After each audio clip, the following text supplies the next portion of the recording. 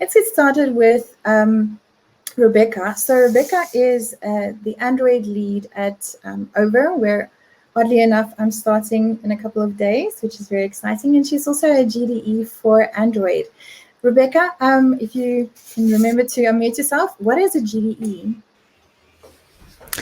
A GDE is a Google Developer Expert. So it is a program run by Google that is like a community run, kind of a lot of people get together that are speaking at conferences and sharing their knowledge, creating blog posts and that kind of content.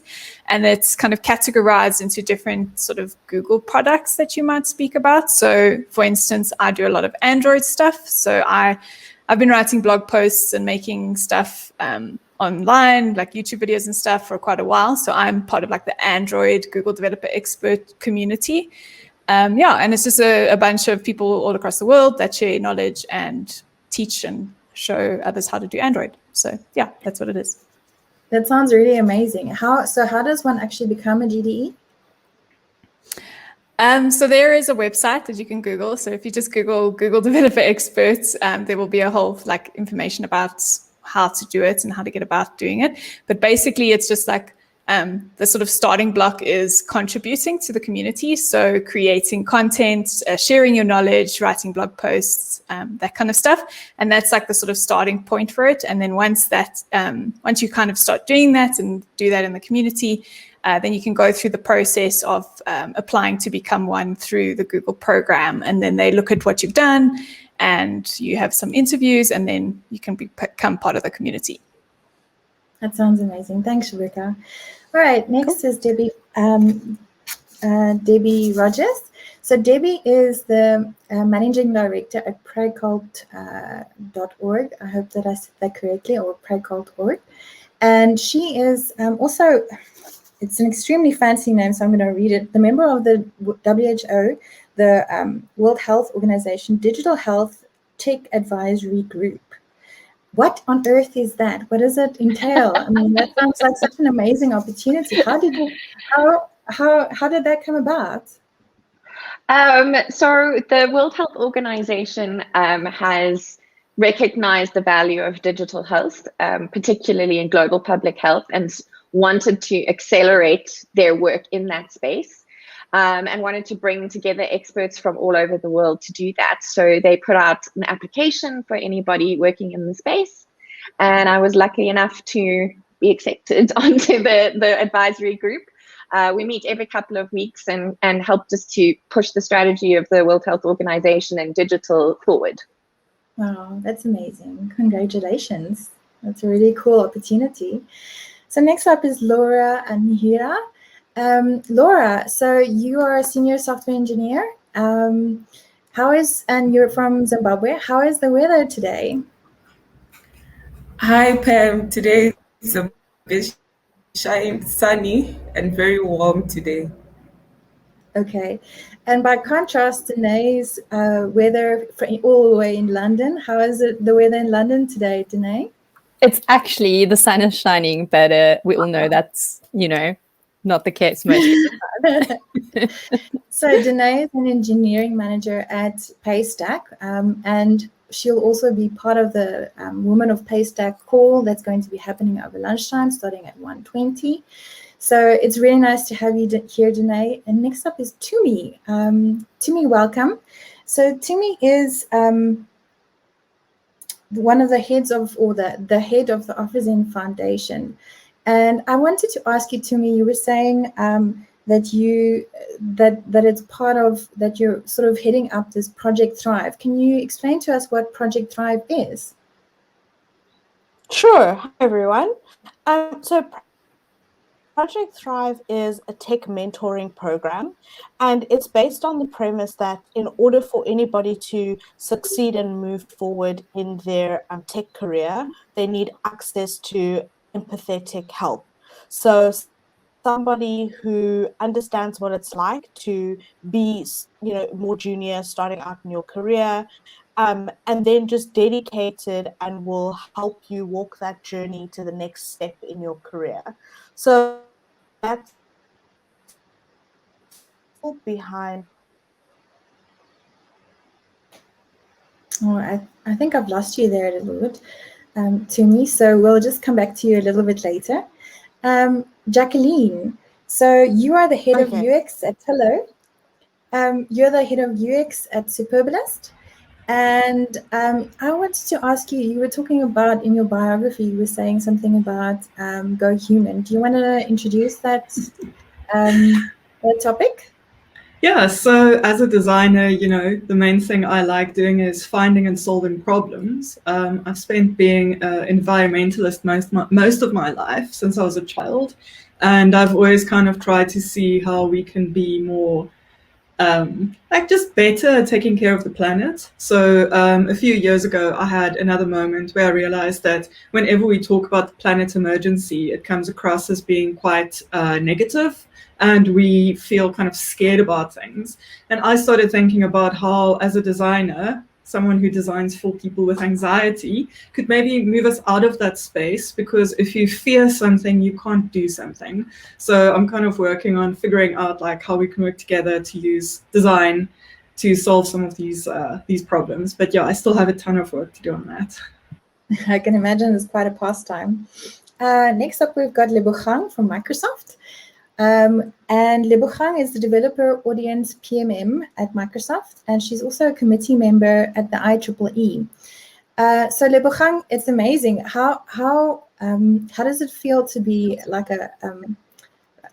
how does it feel to be like this employee at this major corporation that everyone wants to work at?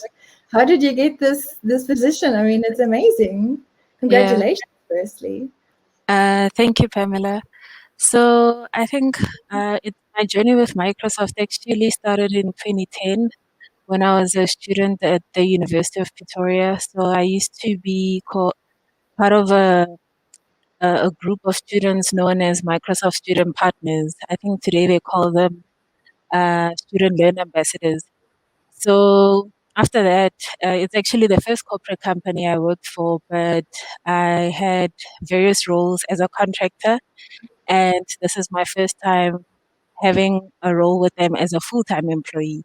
So before then, I was a vendor amongst various roles. And I would say I was groomed along the way. So every role that I had sort of led me here. So I started off doing Windows Phone and Windows Desktop development. I don't know if any of you ever owned any Windows phones. And then I moved on to what was known as the consumer software engineering team. And that's where I learned a lot from the technical side of things. And then I joined CMO as a marketer for the first time in my life. And I think that was nerve wracking because I had no marketing experience there. And it taught me a lot, from their brand guidelines and how they do business with other companies, what the difference is when they're doing work with their partners versus their customers. And now with this role, what I love the most is that it touches on things that I used to do as stretch projects. So I used to look after developer communities just as something that I loved doing. And when the role came through, I found it as being perfect. Like for the first time, I'm being paid to do what I love doing, so it's really incredible, but I'm also learning a lot, because at the end of the day, because it is a role, I'm being measured on a few things. So it's like, how do I balance doing what I love and also meeting what I'm being measured on. So, and it took getting out of my comfort zone. So I applied. I applied last year around September, went through 5 interviews, and then I got the job. That's amazing. Thank you for sharing your journey. Congratulations. It's really well done and well deserved. So what you've touched on now is really starting out with, as a student, you were part of a community and you were sort of, maybe groomed isn't the right word, but enabled to get from one level to the next and sort of moving on. And that's also something that we want to do at Women Tech Makers is help young women to get to the next step and the next step and the next step in their career. So for some, that might be going over to like an engineering manager role, and for some, it might go over to something like a staff engineering role. But I want to hear the stories of a few other ladies and how they got started in tech. Perhaps Rebecca, how did you get started in tech? So I didn't really do much tech in school, so they didn't allow computer science at my school. They were like, no, we're not going to offer it anymore because nobody wants to do it. So I was quite curious on what like IT and all of that was about, and I knew I could get a job on that because it was always known like IT, there's a lot of jobs. So yeah, and I really like solving mathematical problems. So I thought, well, this degree at University of Johannesburg has maths in it and has computers, but I don't really know how this works. So yeah, let me sign up and see how it goes. So yeah, that was basically just picking this degree and trying it and struggling for a while. Like the first 6 months were hard because they kind of assume they teach you everything. The 3 years that they do in high school, they teach it in the first 6 months. So yeah, it was really difficult the first 6 months of it. But after that, I kind of got into it and then really started enjoying it. So yeah, kind of my short story.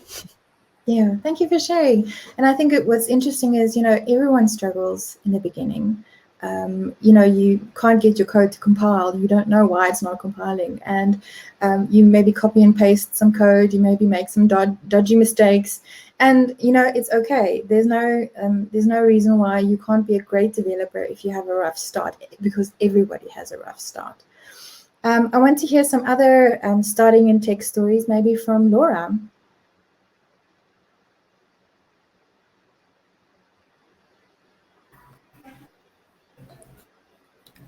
For me personally, initially when I was in high school, account mainly was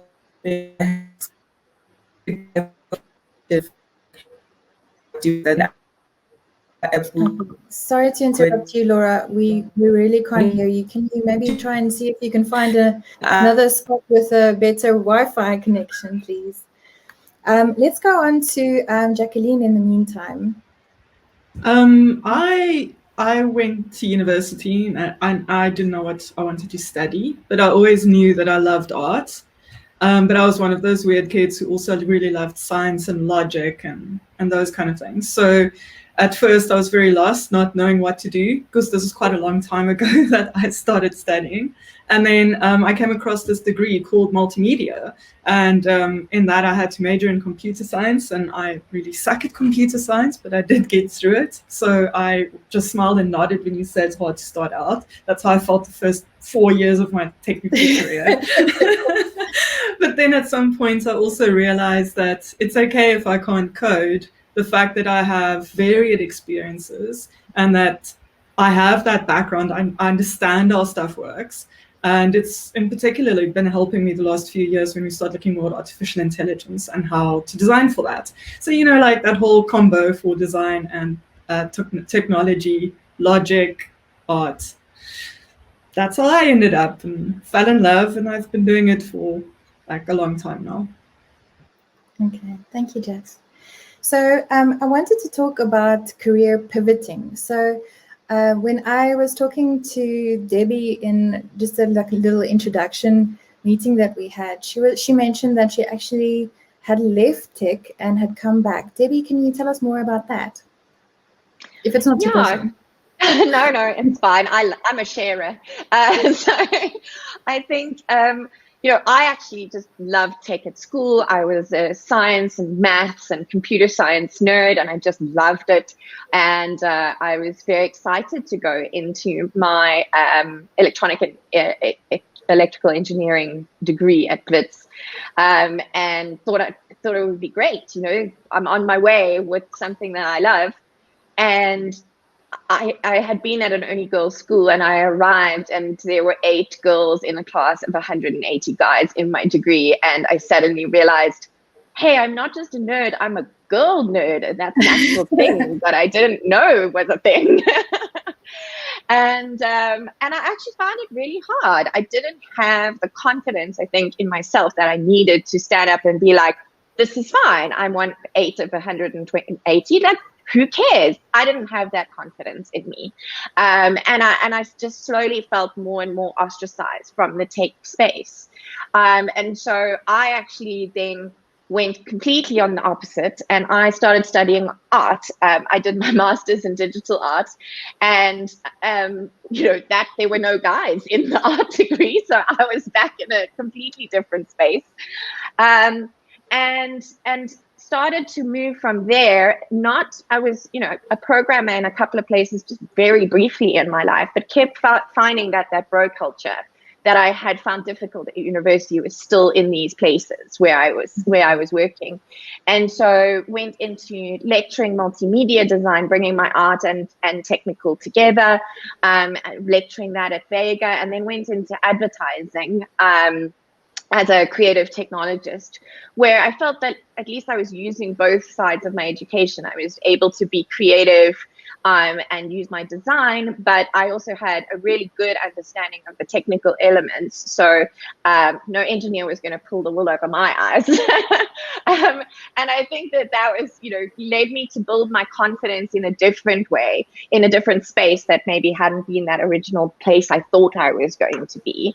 And then found that I could also use these skills for a nonprofit work, so in digital health. And I think that then started to combine all my passions. It built up my confidence. I was in a place that really valued diversity. I had really good male allies in my organization who were helping me to grow and build my confidence. And in some ways, I think I really landed with my bum in the butter in joining Break Help, because, it really celebrated this difference in my career and how I got there. And I had people who were supportive of difference and of diversity and of combining different skills and thinking in different ways. And now that I'm the managing director, I hope that I can make that even better. Like, I can create more spaces and bigger spaces to celebrate all this difference that people can bring to the table. So it's been an interesting journey, but I'm glad that I am still in tech. I'm glad I can still use both of those sets of skills.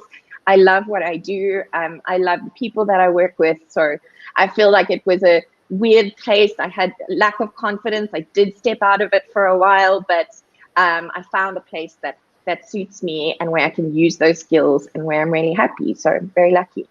Yeah.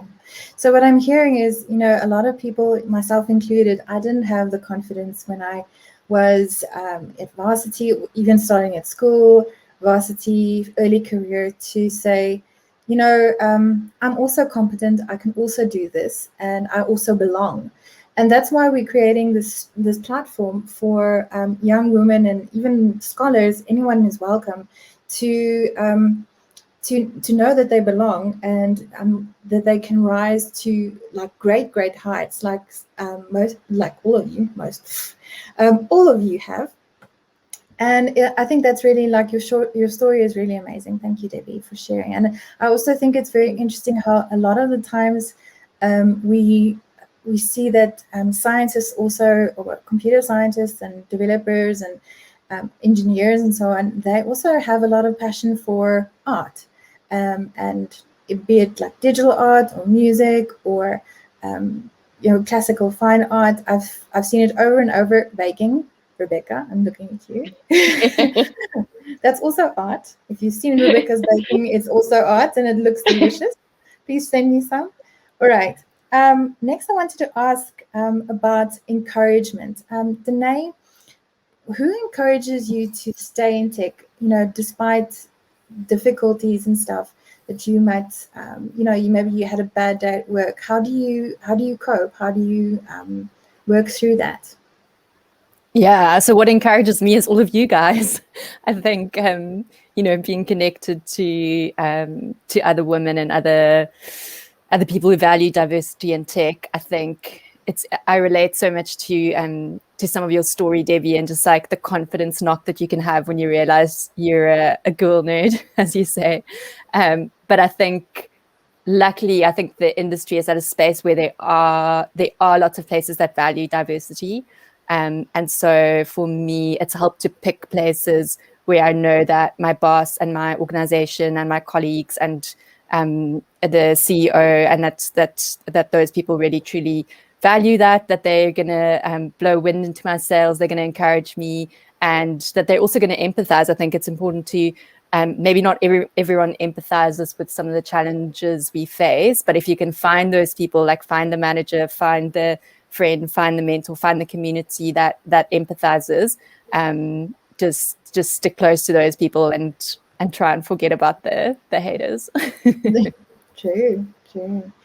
So I talking about encouragement, I wanted to ask Jacqueline, so for young creators, what advice would you give them in finding their artistic voices and combining that with technology? I mean, I know it's difficult to sometimes work with developers. How do you encourage them to not be scared of the girl geeks? I don't think you can encourage someone to not be scared of someone. I think you can just try and be open and make jokes and, like, at some point find a human connection.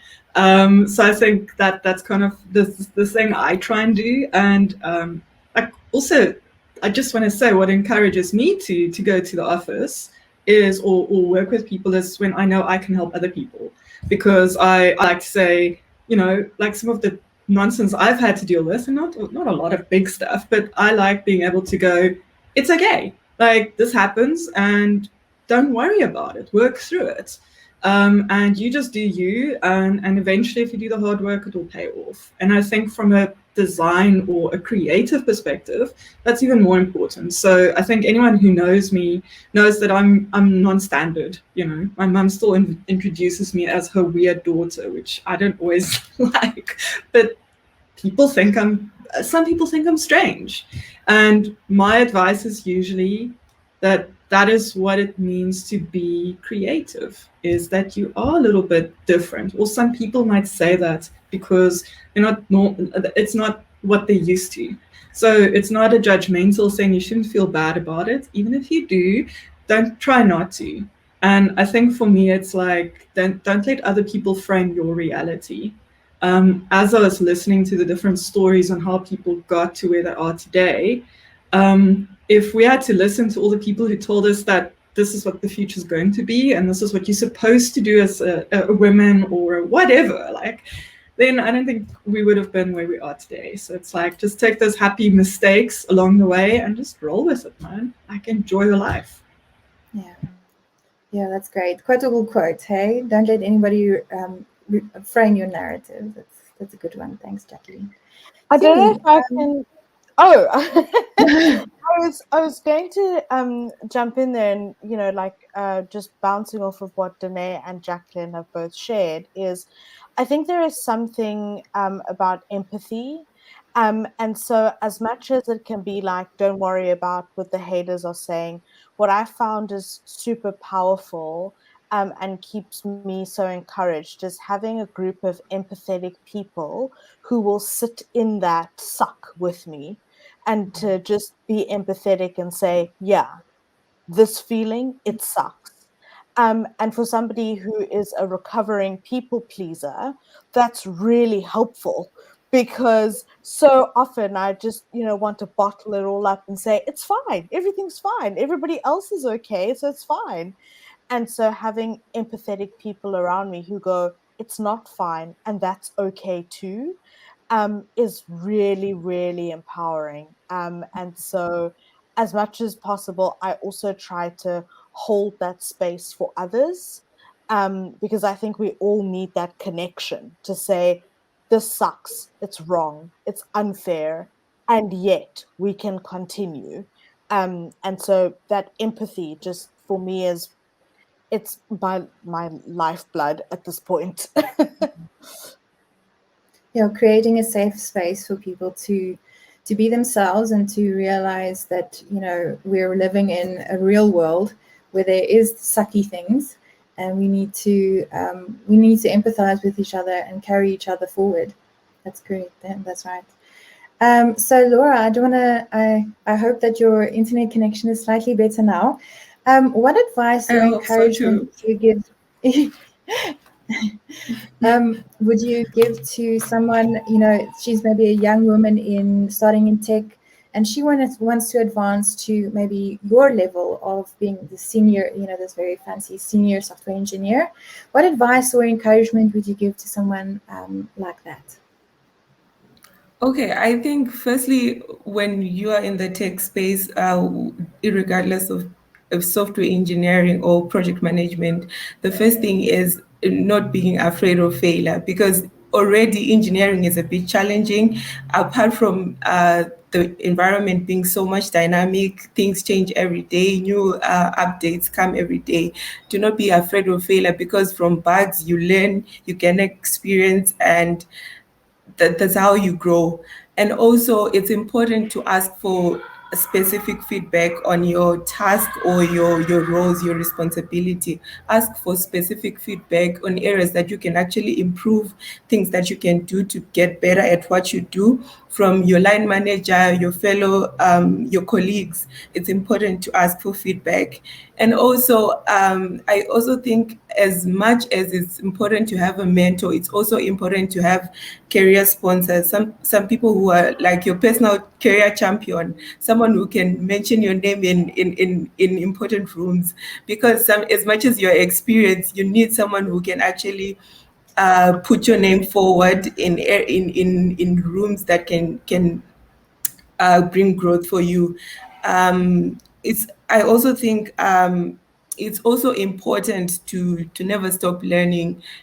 New updates come every day. Like, I think from the previous session that we were having with Maya, where she was taking us through the Jetpack Compose, so things change every time. You need to be up to speed with what's new in the tech stack that you develop using. That way you do not get irrelevant. Imagine you are so experienced in something that is no longer in use. So I think it's important to continuously learn. And also, maybe second from last, I think it's also important to network, find the other women, like what Tumi was saying, find people who you can be in that circle with, like people who can encourage you. Like, it's I think it's encouraging to know that someone else is going through what you're going through. It's not specific for you. It's something that's common to other people, and you discuss how you can actually move forward, how you can overcome the things that you're facing. And lastly, I think in as you grow in the career, it's important to know your worth. Like, do not just accept offers because you think that's your way in. Like, mark your space. If something does not align with you, just decline. I think that's it from me. That's very valuable advice. Thank you, Laura. That was really amazing. I wanted to move over to, so in tech, we often have, there's so many different paths that you can follow, but one other path is becoming a manager or an engineering manager. And I wanted to ask Debbie, what encouragement would you give someone who wanted to become, maybe they're a developer, or maybe they're, in some other part of tech, to become somebody in management? What advice would you give them to how to get started and how to become a good leader? Weirdly, the first thing I would say is you don't have to be a manager to grow. I think that's really important. You can just love what you do and be really great at what you do, and hopefully your organization helps you grow in that direction. Not everyone, I think sometimes we think somebody's really good at their specialization, therefore now they should be a manager. I don't think that has to be the way. In fact, some of the best managers I know weren't the greatest at their specialization, including me, I would probably say. I have team members now who are way better than I was in those positions. But I think, if you do feel a passion for management, it will come across in, I think, probably already how you work with your peers. Look out for things about how you want to help other people grow. how you think about the problems that you're solving. Do you think about the problem you're solving in one specific area, like this problem is my problem, or do you start to see it more as a systematic change? And if you start thinking more systematically, if you're passionate about helping your peers grow, then I think it's an indication that management would probably be a good idea for you. One of the things that makes management hard is, sure, there are courses out there around management, but most people don't start thinking they're going to be a manager. Most people start being a developer, being a designer, those sorts of things, and grow into management. And I think the biggest thing that I've learned is that you need to learn how to reach out for help. You will learn this on the job, but there are so many other people out there who have learned this on the job. You don't have to stumble and fail at every little step. Question yourself at every little thing that you're doing just because you don't have some kind of perfect path towards becoming a manager. It is one of those things you learn as you go, but you can reach out for help. And there are so many supports of other managers out there who can say, I've been there, I've done that, I know that it sucks, but this is how I solved it. Maybe that's helpful to you. So I think it's really important, I think particularly in management, to have someone you can reach out to for help, or multiple people you can reach out to for help, because it is kind of a learning on the job space in my experience. And it's important to know that you do have that support behind you. You don't have to do it all by yourself. So that would be my advice. True. I wanted to go over to guiding principles. Lebogang, what do you bring to work every day? What guiding principles do you bring to work every day? Please let me know if you can hear background noise. Oh my Okay. God. Oh, can you hear background noise? No, it's all good. Okay, cool. So I think from a guiding principles perspective, I would say being authentic, like bringing your authentic self. That for me has always been something that I measure the pulse with in terms of everything that I do, because at the end of the day, like the person that had the job before me is completely different from me. So they have years and years of technical experience, whereas I have like a few years of dev experience, a few years of running an accelerator, and a few years in marketing. So I had to ask myself, okay, what will I do differently in the role? And then and also think back to some of the interview questions that they asked me, because that also sort of tells you what's important for the company going forward, or in terms of who they're looking for. So I think from a guiding principles perspective, I would say bringing my authentic self and also reaching out. So someone mentioned asking for help. I don't know if it was Diné or who. Yeah. So I ask for help, not just internally. So from the network of the community that I'm part of, I actually say, hey, do you think something like this will work? What do you think? What's your feedback? Because they are also leaders in industry, they're not just community leads. And then I go back, I rethink, and I'm like, okay, have I asked a diverse group of people as well? Because sometimes I think I speak to the same people. So then I also have to get out of my comfort zone and say, actually, I've never spoken to this person before. Let me ask them, because they are active members of the community as well.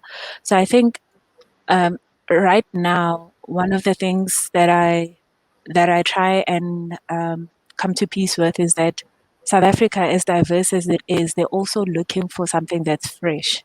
So I've connected with some of my peers across Africa and also in the US to see, hey, what are you doing differently? I see people are doing things organically, sometimes without even any corporate sponsorship.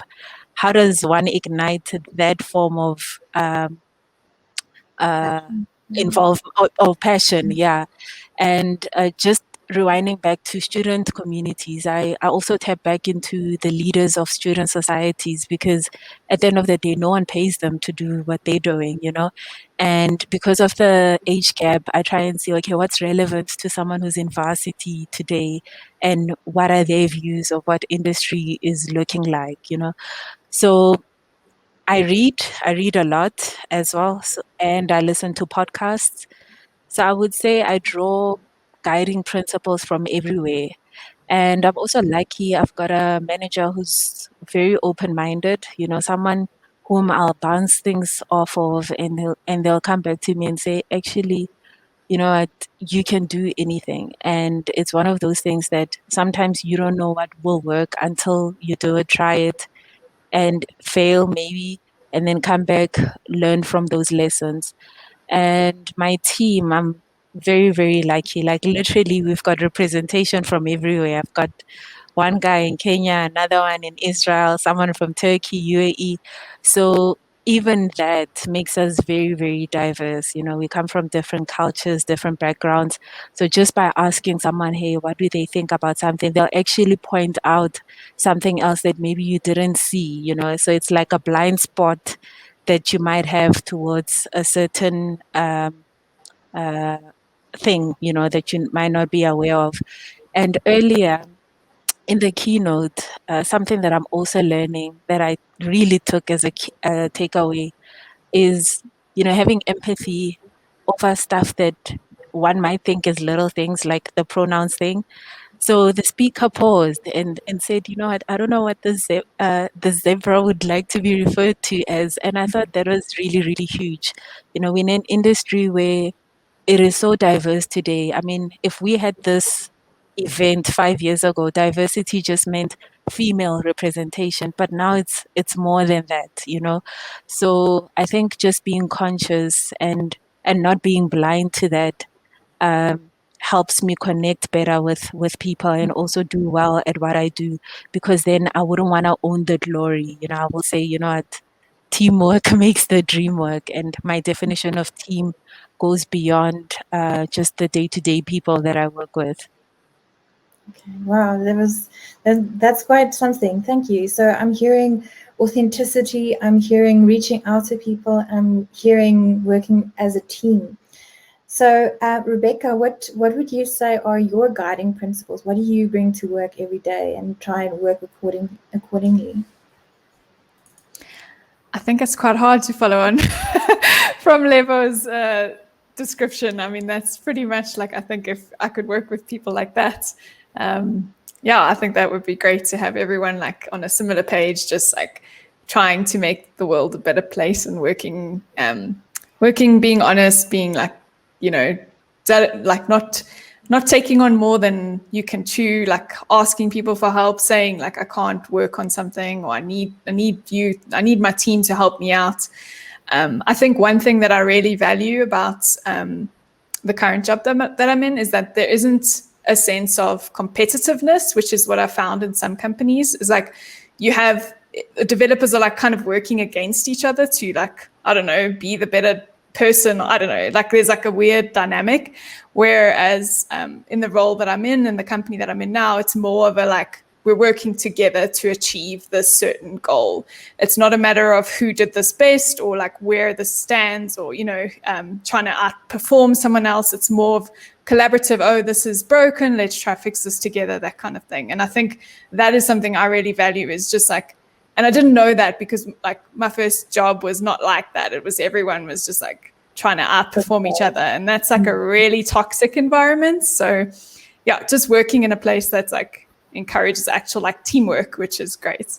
But yeah, a lot of what Lebo said really resonated with me as well. So I'm not going to repeat all of that. Yeah, I think, you know, when I started in my career, teamwork was a way to kind of manipulate people into working long hours and not saying no to more and more responsibilities. But now it's become something where it's like collaborative, working on each other's strengths. Tumi, what would you say, what are your guiding principles? What do you bring to work every day? And what do you try to live accordingly? I think for me, it's evolved over time. But what I keep coming back to is I have to be working in collaboration alongside others.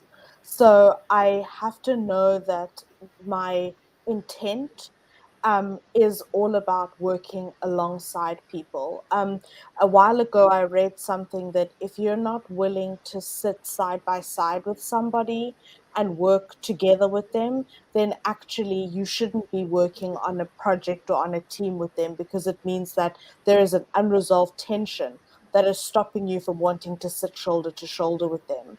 And so each day, that is my guiding principle, is if I'm on a team, if I'm working on a project, if I am, having a chat with one of our mentors or our mentees, am I actually walking the journey with them? Am I sitting shoulder to shoulder in this virtual world with them? And if I can't see them in that way, then I'm not ready to engage with them, because then that would be against my value system of collaboration, of working with people. And I truly believe that that's the only way that we get to do something remarkable. We can't have the internal struggle of trying to, one up each other, like Rebecca was saying, past toxic work environments. We'll never build anything great that way. And so that's been my guiding principle, is the further and further away I move from that, the more it actually just saps all my energy. So I actually have got to the point now where I can't fake the funk. Is if I'm not working shoulder to shoulder with you, collaborating with you, and just owning the journey with you, then I'm not the right person for the project. And I'm probably also robbing the right person of the opportunity to walk alongside you. So it's best for me to step away and let the right person come onto that project or that team or walk that journey, which is super hard, because it means that sometimes you have to say no to things. But, it's not like we have a finite pie where it's like you're taking from somebody else. We can just bake a bigger pie, and we can all just, collaborate and grow together. It's fine. So that's what I try to live by and use as my guiding principle every day, as much as I remember to, because sometimes I'm hungry and I'm tired, and that takes over instead. Yeah. Like now, I'm also hungry and tired. All right. I wanted to ask about big tech predictions. Jacqueline, in the UX front, what is your big tech prediction for the next 5, 10, 3, 4, 5, 10 years? What do you think is going to happen? I'm always a bit of a traditionalist with the big things in tech. So people love talking about the trends, and I feel like I've just been disappointed so often by like the things that people promise. And I'm a huge science fiction fan, so I'm like, I wanted to work like that science fiction book before like really engages it. So I just want to say that. But for me, I think it's the more invisible stuff that I'm interested in. So when we talk, like artificial intelligence and general artificial intelligence has been such a big thing for like the last 20 years. And now if we start looking at how ML and data science and like the technologies coming out, I love how it's starting to integrate like in life. I think it's William Gibson, who says that the future is already here, it's just unevenly distributed. So that's kind of the things that I like looking at, is like, what's the spikes that you see? And then what's more interesting for me is when it gets normalized in society. So how do more people get used to it and we start interacting with it in such a way that we don't really realize that we're living in the future. And you get this weird feeling, like you get this uncanny valley feeling every now and again. You're like, whoa, I'm actually living through this. And I find that super exciting. From a personal perspective, I would really love it if AR, VR integration would become more normalized. I think for me, that's something I find interesting. And with the spaces that I'm kind of working on at the moment, that's something I'd like to see more, like in the e-com and like operationally in the background on how we move stuff around. That's what I'd like. Cool. Thanks for sharing, Jacqueline. So Diné, you have a little girl, And I wanted to ask, so I've seen some pictures of her with JavaScript for Dummies or JavaScript for Babies and so on. Yes, correct. So what is your hope and dream for the next generation of women in tech?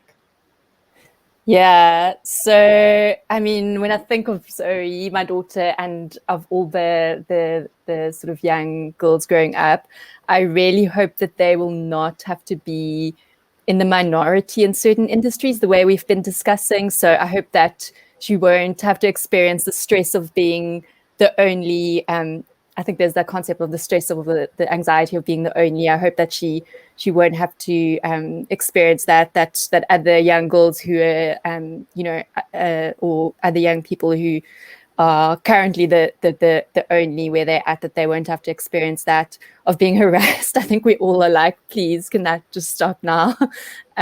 So I think we've come a long way, but just that she would never have to deal with harassment. And then I think that she would never even think twice about, like Debbie mentioned, it would never even occur to her to think twice about like a female president, a female pilot, a female engineer, but that it would just kind of be an engineer or a pilot or a president. So that's my dream. Let's hope we might not quite get there, but let's hope we get closer. Cool. Thank you so much, ladies, for all the words of wisdom. It was really amazing. I am astounded at your wisdom, and I'm astounded at how cool this session was. I wish I could talk to you for like 5 hours extra, but unfortunately we have lunchtime now, and I guess we're all hungry, angry, and what is it? Hungry, angry, and sleepy. Anyway,